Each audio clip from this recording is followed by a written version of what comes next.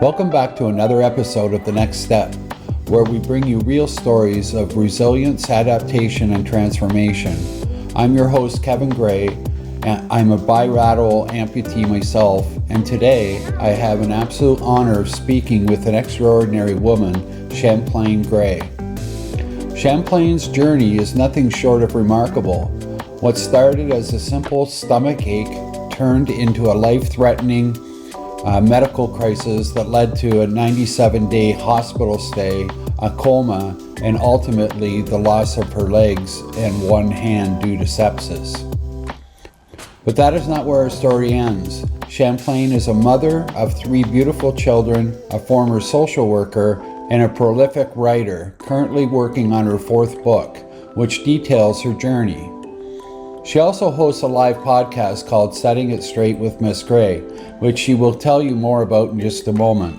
Today we're going to dive into some incredibly important topics: self-advocacy in the healthcare system, the challenges of balancing caregiving for others while also meeting your own needs, and the power of resilience. Chaplain, welcome to the show. Thank you. I'm glad to be here. Well, just before we get started, I do want to call out, I don't know if everybody caught this in the intro, but I talked a little bit about your book. I was hoping maybe you could just say a couple words about what it's about, when you're expecting it might be coming out, those types of things. I'm really excited about it for you. Well, thank you. And yes, it's in the production process now. I just sent over my pictures. I had my photo shoot the other day, about 2 weeks ago now, by the time this airs. And so I'm really excited about it. It's about basically my time in the hospital and actually my journey of becoming an amputee. And we'll talk more about the specifics, but yeah, it's like a journal. It reminded me, as I was doing it, it reminded me of the Diary of Anne Frank, the way she wrote the dates in and she journaled that day. I don't have it by date. I have it by title, but they're little miniature moments, that I've experienced and everything that brought me to where I am today. Well, that's incredible because the more people I talk to about what we've been through, and by all means, this is a really traumatic thing that we go through. A lot of people want to do exactly what you've said. I'm journaling. I want to write a book, and it's amazing because some of these stories that I'm hearing are really powerful. So Yes. really, really happy for you. I can't wait to read your book. Thank you. Hey, listen, you're also a podcaster, which is amazing. I heard a few of your podcasts and, was really impressed with them. And maybe you could talk a little bit about that before we get into, things about your amputations and whatnot. Sure, thank you. It's called Setting It Straight with Miss Gray, and it's about societal issues and ills as it relates to the Bible and how the Bible can relate to it. I stress every moment of every minute that I can that you need to study the Bible, not just read it, but you need to study it because what's happening in real time right now was already predicted, was already prophesied. It's in the word and how we're to adjust to it. So I go from, like, April is going to be, limb loss and limb difference month. I'm already lining up my speakers now to just talk about the other side of this thing. Where I have practitioners, I have my Taekwondo instructor. We'll talk about that another time. Who includes, she was at the Amputee Coalition Conference 2 years ago here in Orlando. And, to talk about that from different sides of this, so it deals with real time stuff, real issues and everything. So that's what I'm hoping to get out of it. And we have faithful viewers, and we're just celebrating our 3rd year this year. Yeah, and you mentioned this a couple of weeks ago when we talked about how your faith got you through. Well, I mean, it gets you through a lot of things, right? But it certainly gets you through, when you have an amputation, you have a different perspective of life, Oh, and totally. your faith really helps you get through some of that. I know that it did for me. So. Yeah, and you're also a mother. And the other thing that really impressed me when I was talking to you a few weeks ago is that, you were out, when I called you, you were out feeding the homeless with your daughter. And that says a lot about you, but a lot about your daughter as well. And I just, Like I'm just blown away with meeting you and how kind you are and what kind of person you really are.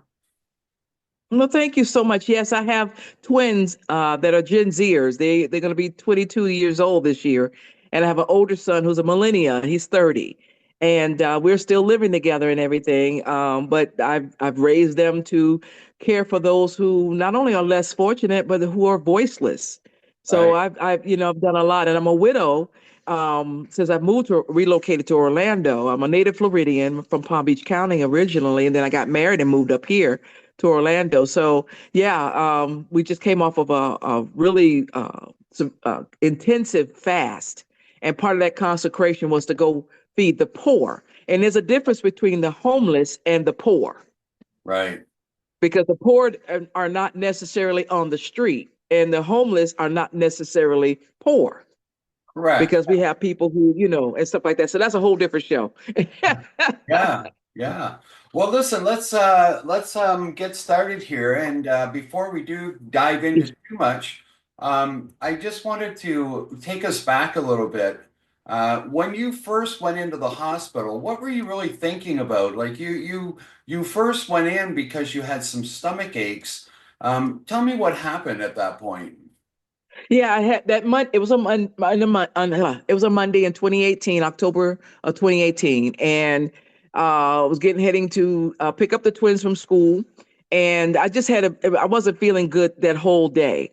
I had some pain in my stomach that was unusual. By the time I picked them up, we got home, had some dinner. I couldn't even eat. My daughter said I was kind of slouching on the couch, like I had like leaning over.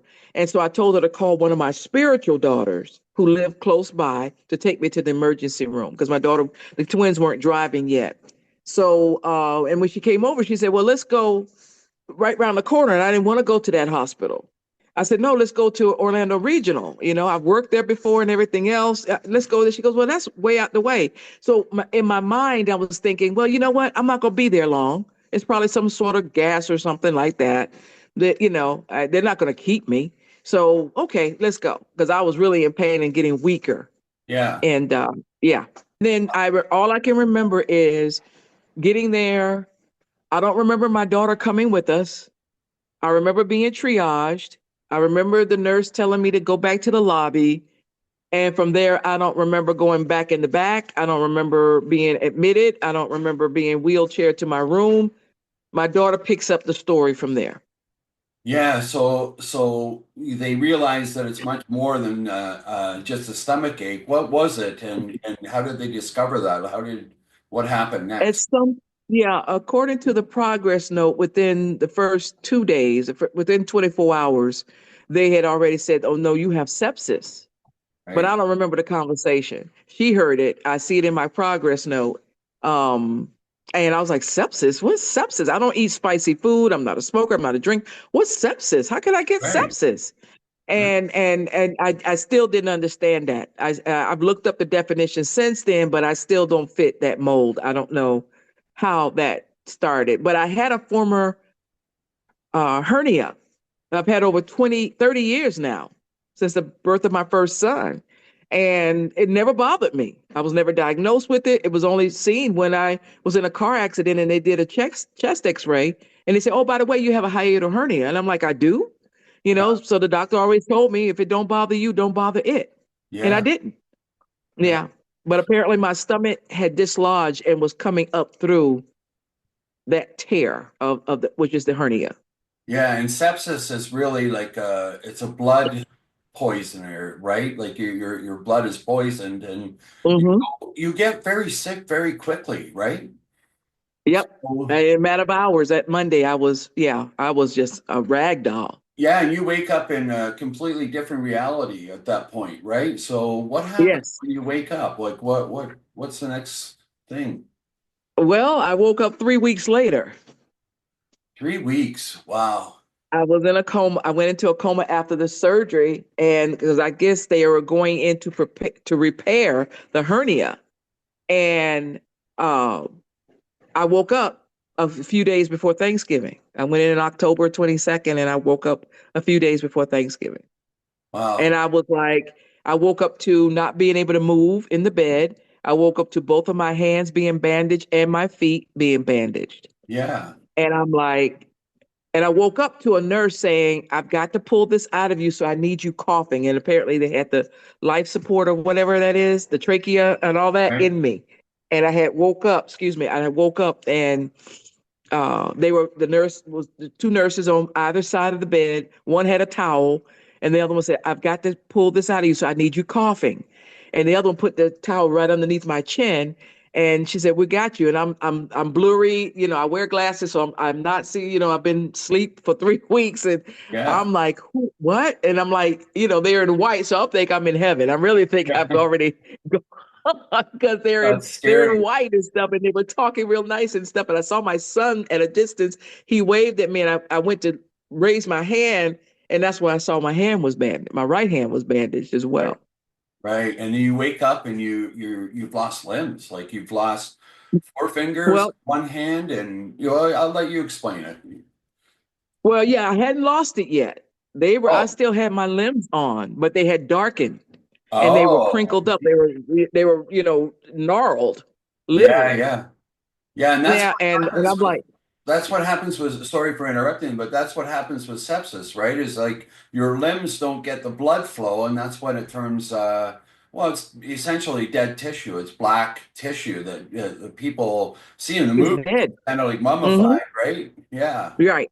Exactly. And I'm like, what? And I had the French manicured nails and everything. And I'm like, what is going on? And why are Oh, my fingers like this? And then I looked down at my toes. I had on gray nail polish. So it didn't, to anybody else, they didn't realize that was gray nail polish. They're thinking my toenails had, darkened. And I'm like, no, I've got gray nail polish on. But wait a minute, why am I looking like this? And I remember one night in the hospital, I'm bandaged and I'm watching my pointer finger. It moved, and then it went slowly and it stopped. right. And that's when it had died. It was dying. It had died. It moved a little bit and it stayed in the crinkled position.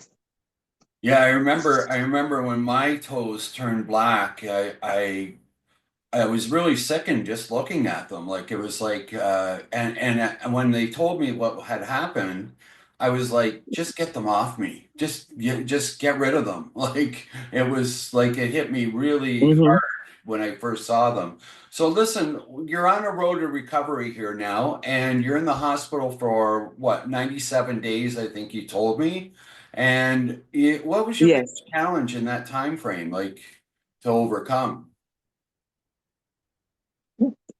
Trying to advocate for myself while I was still emotionally just a wreck. But I had to stay clear enough so that I can communicate my needs and what I needed. And I was in one location, and because I guess I kept complaining about seeing dead people, um, they moved me to the main location downtown. But the leadership team came to see me, and they're like, "Is there anything we can do?" And I said, "Well, yeah, two things. First of all, I need a discharge planner." And they're like, "No." I said, "I need a social worker." And they said, "Oh yeah, we have discharge planners." I said, "No, I don't know. They can have a master's degree in hospital services or health management. I need a master's degree social worker." I said, Right, "Because probably you don't know, I have a master's degree in social work. So I need somebody that can understand me. And right, then I also need you all to call me Miss Gray because you don't know how to pronounce, you don't deserve, I don't know what you've done to me, right. but you don't deserve to call me by my first name. You're not my friend. You all are Interesting. not my friends." Yeah. So Yeah. do you think that they adequately prepared you for life after, No, amputation? Not really, right? no, no. They wanted to amputate me while in the hospital. I said, no, I'm going to go home and I'll give Jesus a try. Yeah. Yeah, I'll wait on him. Yeah. And it was in 6 months. Then I began to self amputate after discharge, 6 months Right, later. right. When you say self-amputate, what do you mean by that? Well, the first began with my hand and my fingers, and so there was like break in the skin, and it just the way I worded it, my wound care nurse was coming to the house, and I said, you know what, death can't go any further. it can't go any further. So and this is 6 months later. And then I'm like, you know what? Because it was tears in the skin and it was still necrotic. It was dead skin. And I said, death can't go anywhere. I need to get these off of me because now it's hindering me from living. Because Yeah, they were like, well, if you go home, if somebody tap you, your finger could fall off and it's gonna be an awful smell. And so I talked to my kids and I said, how y'all feel about that? They're like, Mom, whatever you want to do. What is the Lord telling you? And I said, I need to get home. I yeah, came in here whole. You all have done something that's making me not whole. So right, let me go home with what I got. right. And I'm gonna give you, and then 6 months later, it was starting to. So then I said, okay, it's time for you all to go. Yeah, and you mentioned you're a social worker. You've got a master's in that. How did that help you through this whole process? Well, I've always been in the field. I've always been, whether I was a case manager or residential tech. I went from residential tech to case manager to team leader in the mental health field and substance abuse field. And also community advocate, that's automatic, a resource and referral person. So I'm used to speaking up for those who cannot speak for themselves. So at this time, I had to speak up for myself because my mind was coming back. And I was like, okay, the fog was clearing. The medication was wearing off, all because once you've been in anesthesia, that usually sticks with you for about a year. So your mental capacities and stuff. So I was like, there, and when I going back to the team, when the social worker that transferred me that Tuesday, and the social worker came to my room that Tuesday afternoon and she introduced herself and she said, I've got to get into your business. And I said, I have to let you. Yeah, I have to yeah, let you. So we knew then, we understood each yeah, other. And I told her what my immediate needs were. And right. she heard me and she was on it. She reminded me of myself. So my social work, being an advocate, being a voice in the community, being the voice for the voiceless.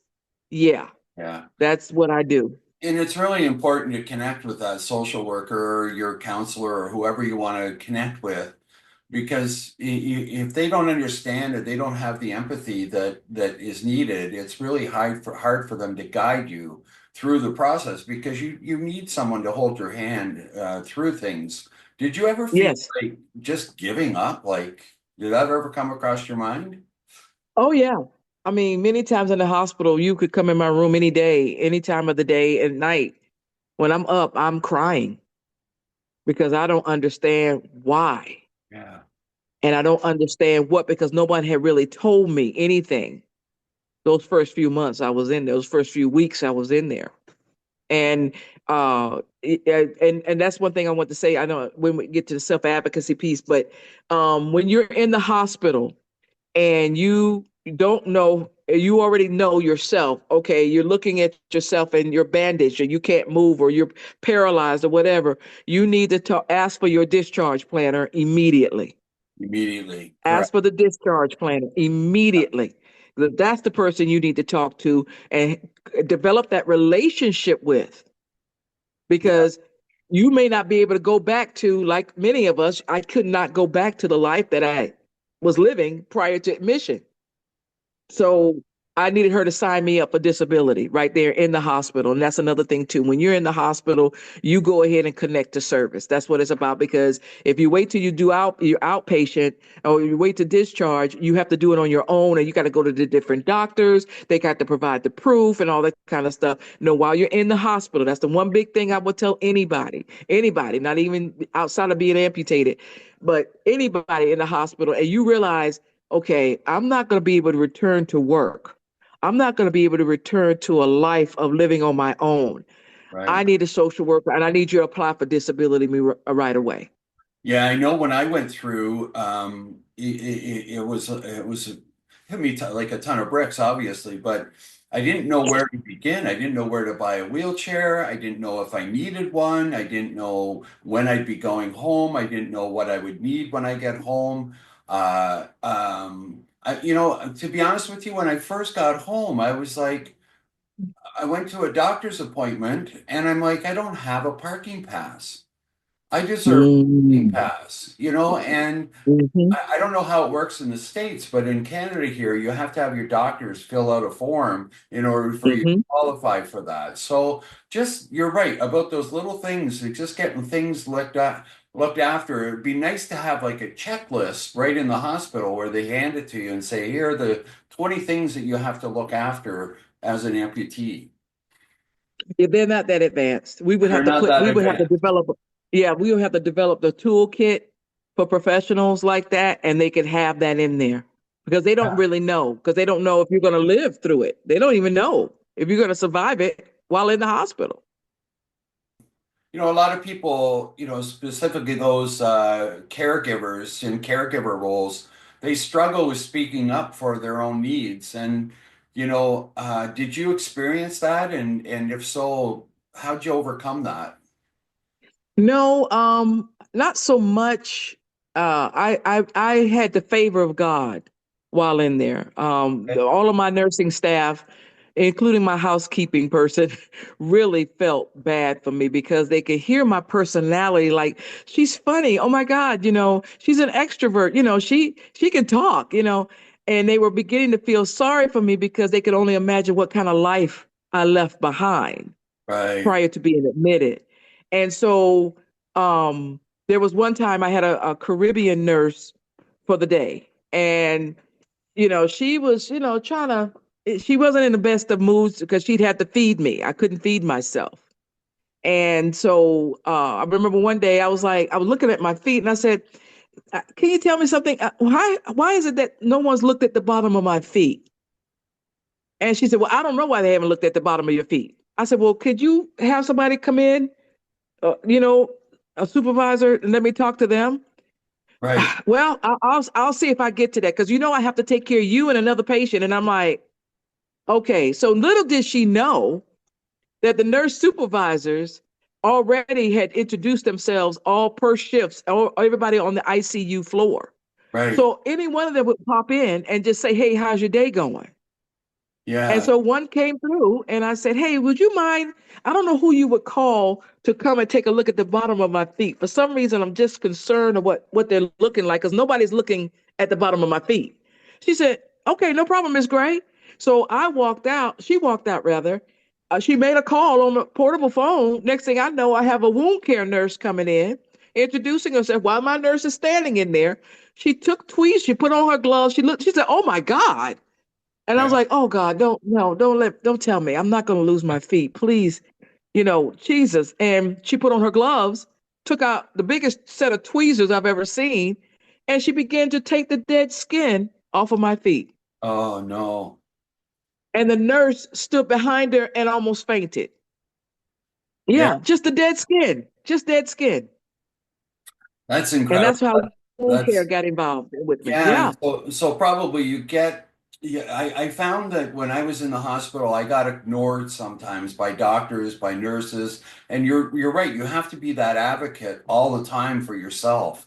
And it can be hard. A lot of people are quiet and they don't want to speak up, but you have to because if you're not an advocate for yourself, it doesn't get looked after, right? No, it won't. No, it won't. I had days where my bandages didn't get changed for 3 days. Meanwhile, No. my doctor was saying they have to be changed every single morning.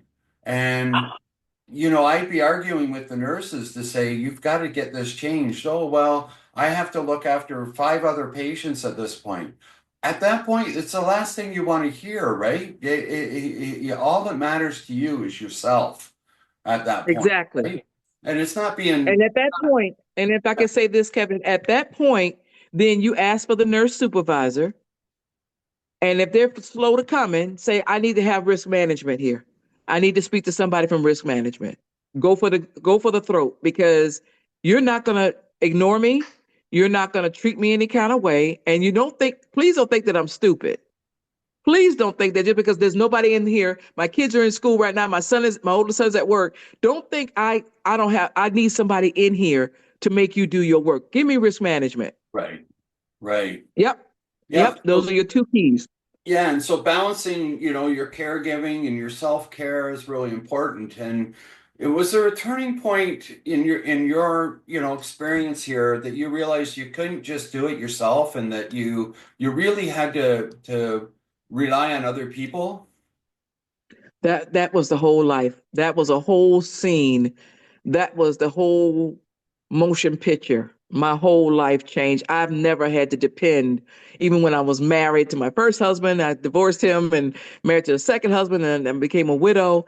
I never depended on anybody. I worked all the time. I did not. And that was the biggest turning point for me to lay down, let all guard down while still observing, while still being sensitive, but I had to let people come in and help. And my Yeah. main concern was how was my kids getting by with me not being there, being Yeah. home. What would you say to other people, I guess is what I want to know, that neglect their own needs and they have to like step up and ask for help. What would you say to them? I think you at any point in life you can develop a discipline, a routine where you're checking in with yourself. The Bible said, judge yourself so you won't be judged. I always say, check yourself so you won't be checked. So Uh, I'm always self-assessing. That's where I come from. That's been my discipline, but that's also been my routine in life, spiritually especially. And so I'm always checking, like, what am I going to need? Just like I said, I had to ask the social worker to go ahead and apply for disability because I don't know what I'm going to be able to return to. I had an office. I was an actor. I was did commercials and voiceovers and all that. And that's my balance piece of me.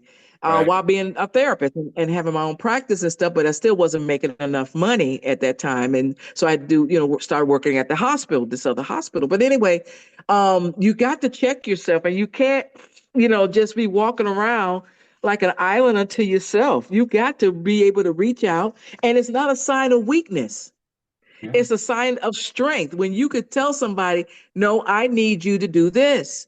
Or I think I need to, not telling them how to do their job. That's different. Right. Right. But telling them, like I said to the nurse, can you ask your nurse supervisor to stop by? Because somebody needs to take a look at my feet. And it just took that one, two, three, the nurse supervisor stopping in to see me. Another thing, I was doing PT and OT in the hospital for 45 minutes a day. And I had Jacob. I'll never forget his name. He had blue eyes. He was a short little fella, but he was the PT, and he always brought the OT with him. So he always liked to partner up. So that was really neat to me. That was very innovative to me. I don't have to have PT this hour, and then after lunch I have OT. They came Yeah. in together, and so Jacob, I finally asked him. I said, because an incident happened the next day, a day later, he wasn't there. So these two women came in and OTPT. I presume that they were both, they were bringing in this apparatus for me to stand. And Right. I'm looking at it and I'm like, okay, she didn't read the progress note because I'm nowhere near ready to stand. I'm not pushing back, but that's not on a treatment plan. And Jacob didn't have to tell me what was on my treatment plan. It's what he was doing the 4 days a week. He was coming in and he made me his assignment. He made sure I was on his caseload. And so they're coming in and they're joking. They call me by my first name and they call me wrong. They said it wrong. They Oh, mispronounced it. And I didn't answer. I was looking at Turner Classic Movies. I was just looking at the TV. yeah. And they're like, hello. I said, oh, good morning. I didn't hear you. I'm Miss Gray. How you doing? Because I was coming back to myself. Yeah. And they're Yeah. like, and I said, I don't know why you're bringing that in here. I am nowhere near ready for that. Is that in Jacob's? Is that in your coworker's progress note that I'm supposed to? This is the next step. This is if he was working today, he would be putting me on that. Well, no, but I decided. I said, well, then you go get your supervisor for me, please, if you don't mind. Go get your supervisor because I don't want to accuse you of not reading the progress note.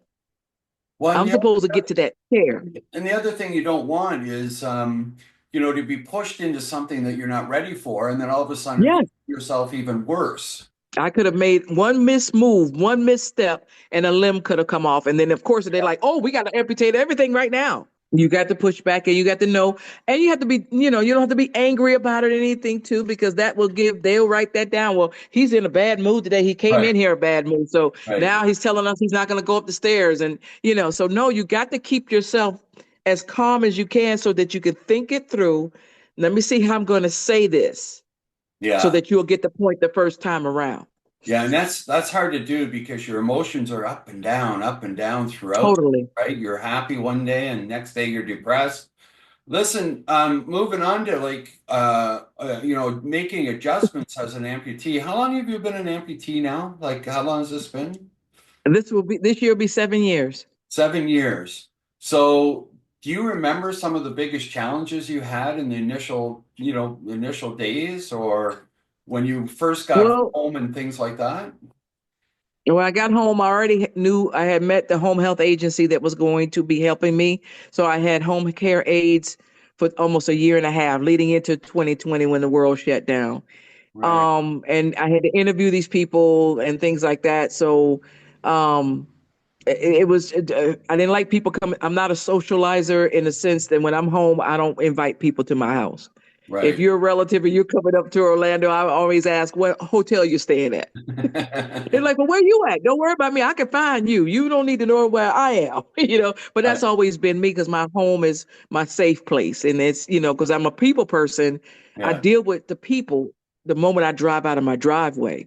Yeah. So my house is that. But yeah, I had to interview different people to come in and stuff like that, make sure it was a good fit. And I didn't like people, like, oh my God, what if they try to look around in my house and see what I got? And, Right. so I had to get rid of that fear and face fears. I've never been a fearful person, but I had to face fears that, okay, I've got to do this and I got to, but fortunately, my kids are kids who grew up having chores.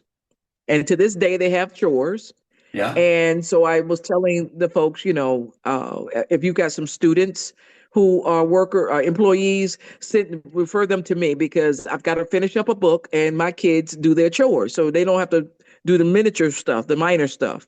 Right. Um, but yeah, just going from a wheelchair to a walker to a four-pronged cane and the rollator Right. and introducing all those just devices, period, Yeah. in my life. Yeah. Yeah, that was a hurdle because nobody teaches you that. Yeah. Nobody teaches you that unless you, therapy and Yeah. stuff. I found the same thing really hard to get used to a wheelchair even, like I've never operated a wheelchair, and getting in and out of the car. I couldn't believe how much strength it takes Yes. to pull yourself up into the car. So I underestimated that as well. How did your children adjust to all this? They were younger, right, at that time.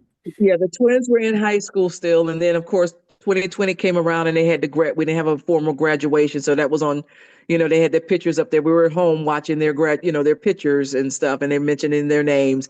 My kids, all three, went through it differently because my daughter immediately took on the leader. She took on my mommy role basically. She had my phone. She knew who to call, who not to call.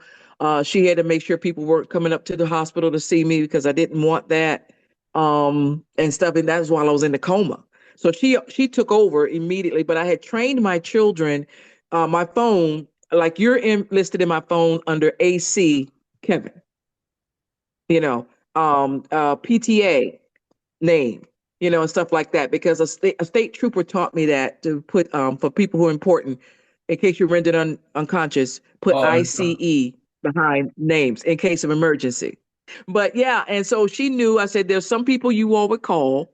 There were some will send money because they're out of state, and everybody will know. And there were some will come up here to help y'all, right. and everybody will know to pray.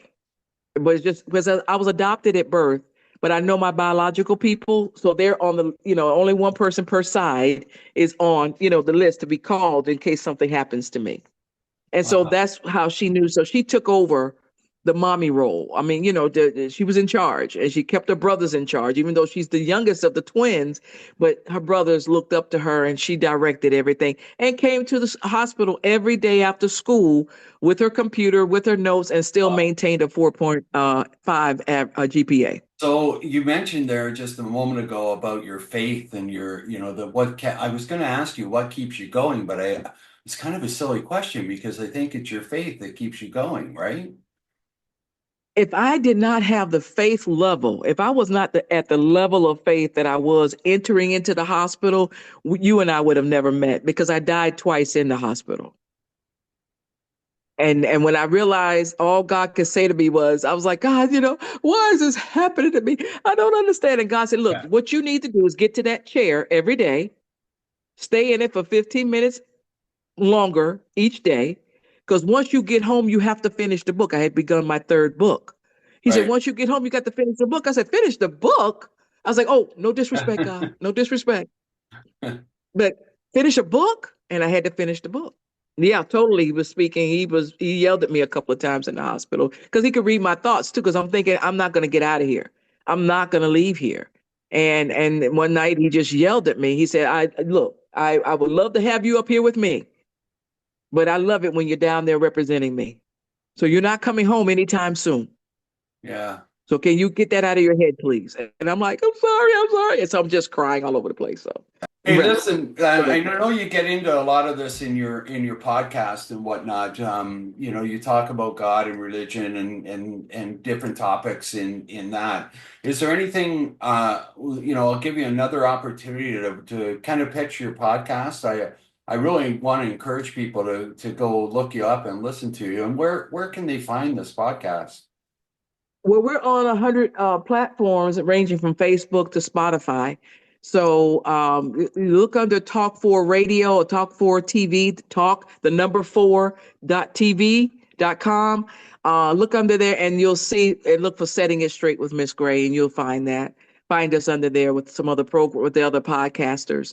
Yeah. But yeah, we've got some faithful listeners, and God has had like no last November, God had us to go and reach out to people, and you wouldn't be all over many states that follow us.